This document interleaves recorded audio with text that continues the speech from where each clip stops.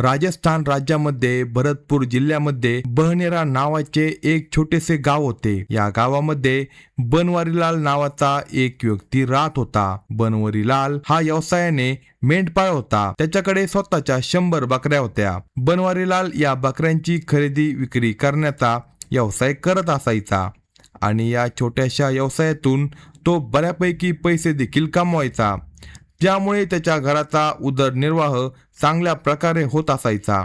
बनवारीलाल हा दारू पिणारा आणि नशा करणारा व्यक्ती होता। त्याचबरोबर त्याला सुंदर महिलांसोबत झोपण्याची खूप आवड होती, कारण बनवारीलाल हा चारित्र्याने सैल स्वभावाचा माणूस होता। तो लंगोटाचा सैल म्हणजे वाईट प्रवृत्तीचा व्यक्ती होता। पुढे जाऊन बनवारीलाल खूप मोठ्या मोठ्या कांडांना अंजाम देणार होता, ज्याबद्दल कोणालाही काही माहिती नव्हती।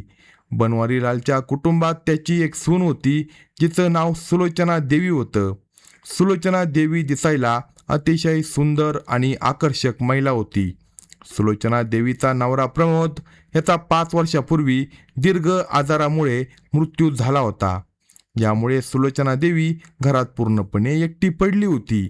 तरी सुद्धा सुलोचना देवी स्वतःला सावरते आणि आपली मुलगी आरती देवीचे संगोपन करून तिला मोठे करते। यावेळी सुलोचना देवीची मुलगी आरती 12वी इयत्तेमध्ये शिक्षण घेत होती। आरती दररोज सकाळी साधारण 8 वाजण्याच्या सुमारास शाळेत शिक्षणासाठी जात असायची आणि संध्याकाळी साधारण 4 वाजण्याच्या सुमारास ती घरी परत यायची। त्यानंतर ती आपली आई सुलोचना देवीला घरातील कामामध्ये मदत करायची। दुसऱ्या बाजूला सुलोचना घरात राहून शिवणकाम आणि भरतकामाचे काम करत होती। आता सुलोचना देवीचा जो सासरा होता त्याचं नाव बनवारीलाल होतं। तो आपल्या सुनेसोबत आणि नात आरतीसोबत खूप मोठ्या मोठ्या कांडांना अंजाम देणार होता, ज्याबद्दल गावातील कोणत्याही व्यक्तीला काहीच माहिती नव्हतं। सुलोचना आपल्या घरात पूर्णपणे एकटी राहत होती। ती नेहमी घरातील कामांमध्ये व्यस्त असायची। पण सुलोचना देवीचा सासरा बनवारीलाल देखील आपला बहुतेक वेळ घरातच घालवायचा, कारण बनवारीलाल आपली सून सुलोचना देवीकडे वाईट आणि घाणेरड्या नजरेने पाहत असायचा। काही दिवसांचा कालावधी निघून जातो आणि मग 5 एप्रिल 2026चा दिवस येतो। सकाळी साधारण 8 वाजण्याच्या सुमाराची वेळ असते। सुलोचना घरात काम करत असते, तर बनवारीलाल जवळच एका खाटेवर बसलेला असतो आणि त्याचवेळी बनवारीलालची नात आरती आपल्या आजोबांकडे येते। आरती आपल्या आजोबांना म्हणते, आजोबा, आजच मला माझ्या शाळेची फी भरायची आहे, नाहीतर उशिरा फी लागेल। तेव्हा आजोबा बनवारीलाल म्हणतात, काही हरकत नाही, तू काही काळजी करू नको, मी आजच तुझ्या शाळेत जाईल आणि तुझी शाळेची फी जमा करून देईन। हे ऐकून नात आरती खूप आनंदी होते आणि थोडा वेळ गेल्यानंतर आरती आपल्या शाळेमध्ये निघून जाते, ज्यामुळे तिची आई सुलोचना घरात आता पूर्णपणे एकटी असते। आणि आजच्या दिवशीच बनवारीलाल एक खूप मोठा कांड करणार होता। त्यावेळी बनवारीलाल आपली सून सुलोचनाला म्हणतो, सुलोचना, मला 1 तासासाठी बाहेर जायचं आहे, काही महत्त्वाचं काम आहे आणि मी 1 तासात परत येतो। त्यानंतर मला माझ्या बकऱ्यांना शेतात चारण्यासाठी घेऊन जायचंय, मग मी थेट संध्याकाळीच परत घरी येईन। तेव्हा सुलोचना आपल्या सासऱ्याला म्हणते, ठीक आहे पिताजी, मीही तोपर्यंत घरातील कामे पूर्ण करून घेते। अशा प्रकारे बनवारीलाल आपल्या घरातून काही पैसे घेऊन बाहेर पडतो।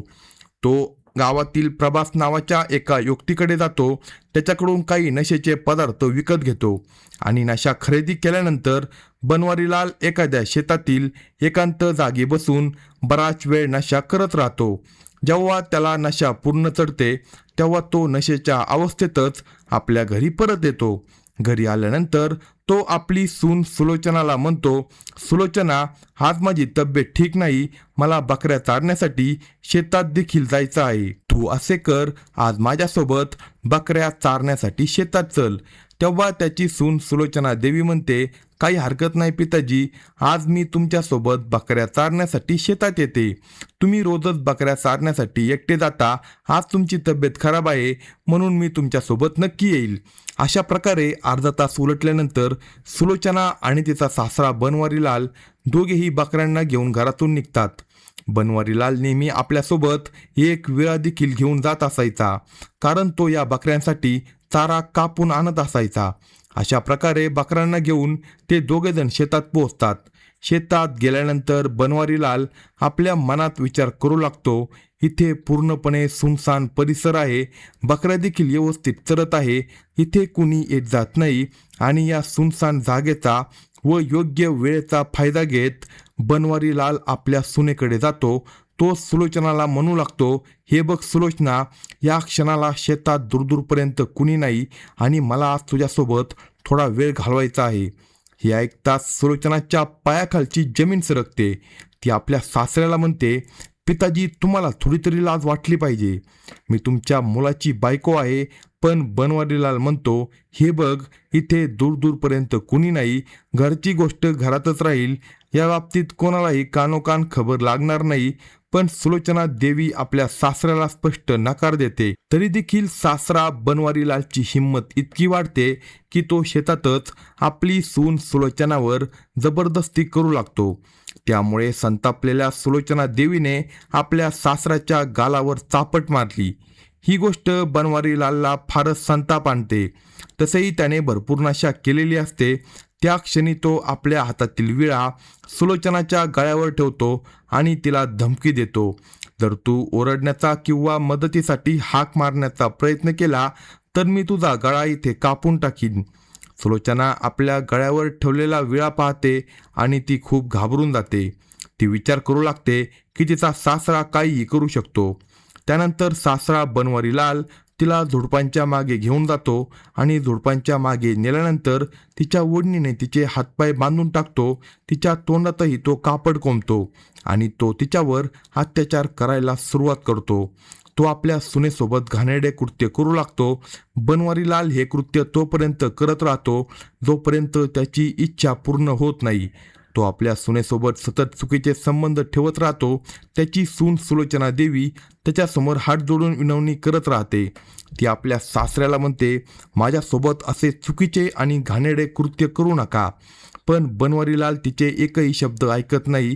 तो हे चुकीचे कृत्य करतच राहतो आणि जेव्हा त्याची इच्छा पूर्ण होते तेव्हा तो आपल्या सुनेला धमकी देतो.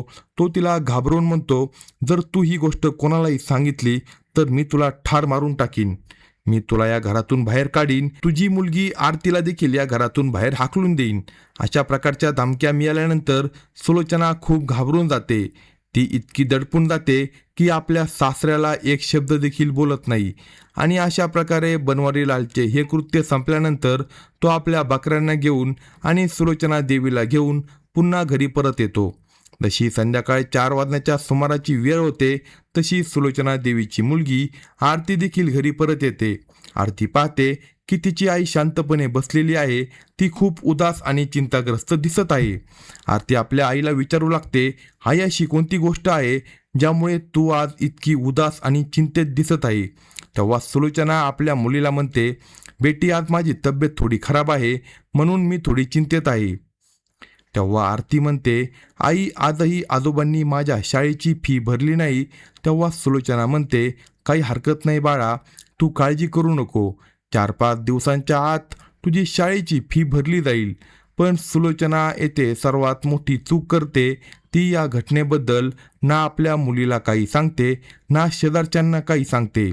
याच गोष्टीचा फायदा सासरा बनवारीलाल पुढेही घेण्याचा विचार करू लागतो. पुढे जाऊन सासरा बनवारीलाल यापेक्षाही मोठे कांड करणार होता आणि त्याची मुलगी आरतीसोबत देखील अत्यंत गंभीर घटना घडून आणणार होता. अशा प्रकारे आणखी काही दिवस निघून जातात आणि 15 एप्रिल 2026चा दिवस उजाडतो. सकाळी साधारण 8 वाजण्याच्या सुमाराची वेळ असते. आजही आरती आपल्या आजोबाला म्हणते, आजोबा, मला शाळेची फी भरायची आहे. तेव्हा आजोबा बनवारीलाल आपल्या नातीला म्हणतात, तू कोणत्याही गोष्टीची चिंता करू नको, 2-4 दिवसाच्या आत मी तुझी शाळेची फी भरून टाकील. अशा प्रकारे आरती शाळेत निघून जाते आणि आजही सुलोचना घरात पूर्णपणे एकटी राहते. त्याचवेळी बनवारीलालचा मित्र रणधीर सिंगचा त्याला फोन येतो. रणधीर बनवारीलालला म्हणतो, बनवारी, लगेच माझ्या शेतात ये, आज मला तुझ्यासोबत बसून दारू प्यायची आहे.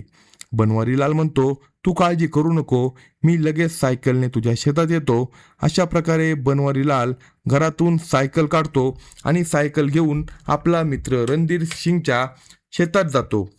रणधीर जमीनदार असा व्यक्ती होता. त्याच्याकडे भरपूर पैसा होता, त्याच्याकडे ताकद देखील होती.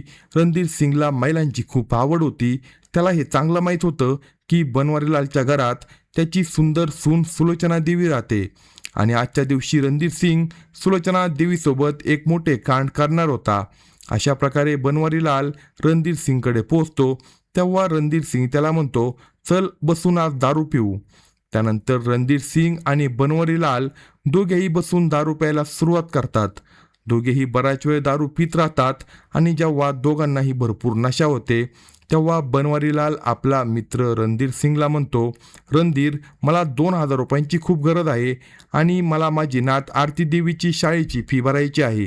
तेव्हा रणधीर म्हणतो, तू काळजी करू नको, मी तुला लगेच 2,000 रुपये उधार देतो. त्यानंतर रणधीर आपल्या खिशातून पैसे काढतो आणि बनवारीलाल त्याच्याकडे असलेले भरपूर पैसे पाहतो. ते पाहून बनवारीलालची नियत बिघडते. तो मनात विचार करू लागतो, माझा मित्र रणधीर सिंगकडे भरपूर पैसे आहे, काहीतरी मार्ग काढून याच्याकडून आणखी पैसे मिळवले पाहिजे. अशा प्रकारचे विचार आता त्याच्या मनात येऊ लागतात. त्याचवेळी रणधीर सिंग म्हणतो, बनवारीलाल, तुझ्या घरात एक अतिशय सुंदर महिला राहते आणि ती दुसरी तिसरी कुणी नसून तुझी सून सुलोचना देवी आहे. मी तुला खूप पैसे देऊ शकतो, फक्त तू तुझ्या सुनेला माझ्यासोबत एक रात्र घालू दे. ही गोष्ट ऐकताच बनवारीलालचे कान टवकारतात. तो मनात विचार करू लागतो, इतके पैसे मी माझ्या संपूर्ण आयुष्यात पाहिले नाही आणि असेही होऊ शकते की रणधीर सिंग मला यापेक्षा देखील जास्त पैसे देईल. अशा प्रकारचे लोभी विचार त्याच्या मनात येऊ लागतात. त्याचवेळी बनवारीलाल रणधीर सिंगला म्हणतो, मित्रा, तू कोणतीही चिंता करू नको. आज आपण दारू पिल्यानंतर माझ्या घरी जाऊ आणि घरी गेल्यानंतर मी तुझी प्रत्येक इच्छा पूर्ण करून देईन. हे ऐकून रणधीर सिंग खूप आनंदी होतो. तो बनवारीलालला आणखी 10,000 रुपये देतो आणि म्हणतो, चल आता तुझ्या घरी बसून दारू पिऊ. त्यानंतर रणधीर सिंग आणि बनवारीलाल दोघेही दारूच्या दुकानावर जातात. तिथून दारू विकत घेतात. तसेच खाण्यापिण्याचे काही सामानही वाटेतून ते घेतात. हे सर्व सामान घेऊन ते दोघेही बनवारीलालच्या घरी पोहोचतात. घराचा दरवाजा ठोठावला जातो. सुलोचना देवी घराचा दरवाजा उघडते. दरवाजा उघडताच ती पाहते की तिचा सासरा बनवारीलाल समोर उभा आहे आणि त्याच्यासोबत त्याचा मित्र रणधीर सिंगही उभा आहे. रणधीर सिंगची नजर जशी सुलोचना देवीवर पडते तसे तिचे सौंदर्य पाहून त्याची नियत आणखी बिघडते. त्यानंतर बनवारीलाल आणि रणधीर सिंग घरात प्रवेश करतात आणि बराच वेळ घरात बसून ते दारू पित राहतात. जेव्हा दोघांनाही नशा होते तेव्हा रणधीर सिंग आपल्या मित्राला म्हणतो, मला तुझ्या सुनेसोबत थोडा वेळ घालवायचा आहे. हे ऐकताच बनवारीलाल उठतो. तो आपली सून सुलोचना देवीच्या खोलीत जातो आणि सुलोचनाला म्हणतो, माझा मित्र रणधीर तुझ्यासोबत थोडा वेळ घालू इच्छितो. पण सुलोचना देवी त्याला स्पष्टपणे नकार देते. ती म्हणते, तुम्ही लगेच तुझ्या मित्राला घेऊन माझ्या घरातून बाहेर निघून जा. परंतु सासरा बनवारीलाल त्या क्षणी आपल्या सुनेच्या तोंडावर हात ठेवतो आणि आपला मित्र रणधीर सिंगला हाक मारतो. रणधीर लगेच खोलीत येतो. त्यानंतर खोलीत पडलेल्या काही कपड्यांनी सुलोचना देवीचे हातपाय बांधले जातात. तिच्या तोंडातही कापड कोंबले जाते. त्यानंतर रणधीर आणि बनवारीलाल दोघेजण मिळून तिच्यावर अत्याचार करू लागतात. हे दोघेही आलटून पालटून तिच्यासोबत घाणेरडे वर्तन करू लागतात. रणधीर आणि बनवारीलाल हे चुकीचे कृत्य सतत करत राहतात. दुसऱ्या बाजूला सुलोचना त्यांच्यासमोर हात जोडून विनवणी करत राहते. पण रणधीर आणि बनवारीलाल दोघेही काही ऐकायला तयार नसतात. ते दोघेही तिच्यावर अन्याय करत राहतात जोपर्यंत त्यांची इच्छा पूर्ण होत नाही. आणि जेव्हा त्यांचं मन भरतं तेव्हा बनवारीलाल पुन्हा आपल्या सुनेला धमकी देतो. तो म्हणतो, जर तू ही गोष्ट कोणाला सांगितली तर मी तुला जिवंत ठेवणार नाही. त्यानंतर हे सर्व संपल्यानंतर बनवारीलाल आणि त्याचा मित्र रणधीर सिंग घराबाहेर निघून जातात आणि शेताच्या दिशेने ते जातात. शेतात गेल्यानंतर ते दोघे पुन्हा बसून दारू प्यायला सुरुवात करतात. दुसऱ्या बाजूला सुलोचना देवी घरामध्ये एकटीच राहते. ती मनात विचार करू लागते, मला पोलिसांची मदत घ्यायला हवी. आजच मला पोलीस ठाण्यात जायला हवं. पण लगेच दुसऱ्या क्षणी ती विचार करते, यामध्ये माझीच बदनामी होईल, आजूबाजूचे लोक उलट माझ्याबद्दलच चुकीचे बोलतील. याच विचारामुळे सुलोचना देवी मागे हटते आणि इथे ती पुन्हा एक मोठी चूक करते. ही तिची सर्वात मोठी चूक ठरलेली असते. परंतु आता बनवारीलाल फक्त आपल्या सुनेसोबतच नव्हे तर आपली नात आरतीसोबत देखील एक मोठे कांड करण्याच्या तयारीत होता. अनेक दिवस निघून जातात. आता 22 एप्रिल 2026चा दिवस येतो. सकाळी साधारण 7:30 वाजण्याची वेळ झालेली असते. बनवारीलाल आपल्या बकऱ्यांना चारा टाकत असतो. त्याचवेळी त्याची नात आरती त्याच्याकडे येते आणि म्हणते, आजोबा, आज जर तुम्ही माझ्या शाळेची फी भरली नाही तर मुख्याध्यापक मला शाळेतून बाहेर काढतील. तेव्हा बनवारीलाल म्हणतो, तू कोणतीही चिंता करू नको, आजच मी शाळेत जाऊन तुझी फी भरून येतो. हे ऐकून आरती खूप आनंदी होते. त्यानंतर ती तयार होऊन शाळेमध्ये निघून जाते. पण आज बनवारीलाल एक असं कांड करणार होता ज्याची चर्चा संपूर्ण जिल्ह्यामध्ये होणार होती. एका तासानंतर बनवारीलाल घरातून सायकल घेऊन बाहेर पडतो आणि तो शाळेकडे निघतो. शाळेत गेल्यानंतर तो प्राचार्यांना भेटतो, आरतीची फी भरतो. त्यानंतर तो प्राचार्यांना म्हणतो, आज आमच्या घरी एक विशेष कार्यक्रम आहे, म्हणून मला माझी नात आरतीला घरी घेऊन जायचं आहे. प्राचार्य त्याला परवानगी देतात. त्यानंतर बनवारीलाल आरतीला घेऊन शाळेबाहेर येतो. आरती सायकलवर बसते आणि बनवारीलाल सायकल चालू लागतो. परंतु वाटेत तो आरतीला म्हणतो, आज आपल्या 2 बकऱ्या शेताच्या दिशेने गेल्या आहेत आणि त्या हरवल्या आहे. मी त्यांचा खूप शोध घेतला पण त्या सापडल्या नाही. तेव्हा आरती म्हणते, आजोबा, तुम्ही काळजी करू नका, चला आपण शेतात जाऊन त्यांना शोधून आणू. हे ऐकून बनवारीलाल मनोमन खूप खुश होतो. तो लगेच म्हणतो, चल मग आपण शेतात जाऊन बकऱ्या शोधू. त्यानंतर तो आरतीला घेऊन शेतात जातो. दोघेही बराच वेळ बकऱ्यांचा शोध घेतात, परंतु त्यांना एकही बकरी सापडत नाही, कारण बनवारीलालने आरतीला खोटं सांगितलेलं असतं.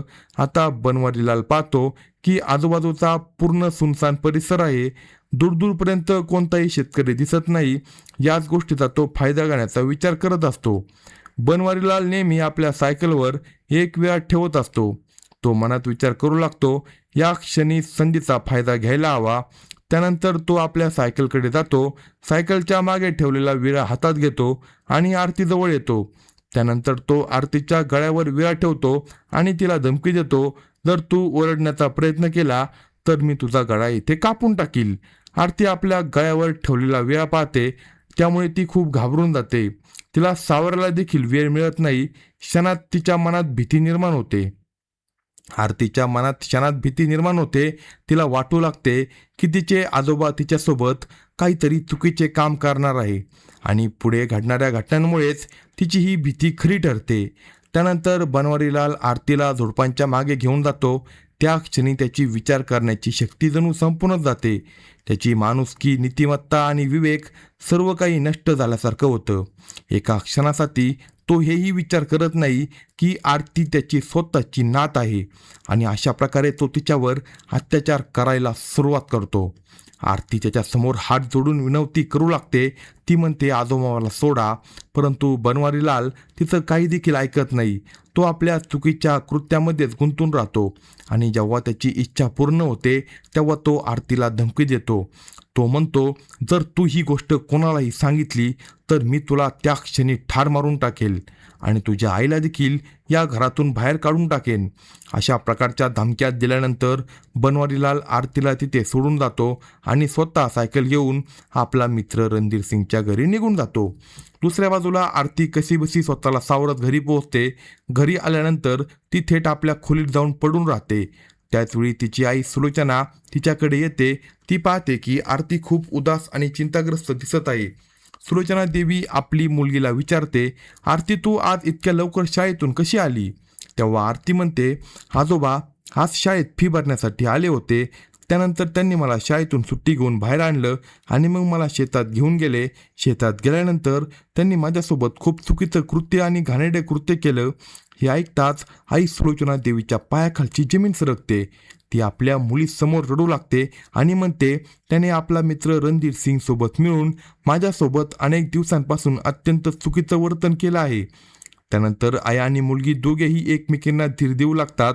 तेव्हा सुलोचना देवी आपल्या मुलीला म्हणते, तुझा आजोबा हा राक्षस आहे, तो माणूस नसून हे क्रूर पशुसारखा आहे. आज रात्री आपण त्याला जिवंत सोडणार नाही. आरती देखील म्हणते, आज आपण त्याचा शेवट करणार आहोत. अशा प्रकारे माईलेकींनी योजना तयार केली. दुसऱ्या बाजूला बनवारीलाल आपला मित्र रणधीर सिंगच्या घरी बसून बराच वेळ दारू पित असतो. जेव्हा दोघांनाही भरपूर नशा होते तेव्हा रणधीर सिंग म्हणतो, बनवारी आता तुझ्या घरी जाऊ. रात्र देखील खूप झाली आहे. बनवारीलाल म्हणतो, थोडा वेळ अजून इथे बसून दारू पिऊ, नंतर माझ्या घरी जाऊ. त्यानंतर दोघे काही वेळ आणखी दारू पितात. साधारण रात्री 10 वाजण्याच्या सुमारास बनवारीलाल आणि रणधीर घराबाहेर पडतात आणि बनवारीलालच्या घरी पोहोचतात. बनवारीलाल घराच्या दरवाजावर टकटक करतो. त्याच्या मुलाची बायको सुलोचना दरवाजा उघडते. त्यानंतर बनवारीलाल आणि रणधीर सिंग दोघेही घरामध्ये प्रवेश करतात आणि घरात बसून पुन्हा दारू प्यायला सुरुवात करतात.